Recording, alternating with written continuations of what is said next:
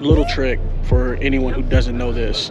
If you're ever unsure shooting in dark areas, pull up your little graph right there, and as long as all of the little white parts are towards the middle, you're usually pretty well exposed. Over to the left, that way is too dark. Over to the right, a little too overexposed. Let's get the shot.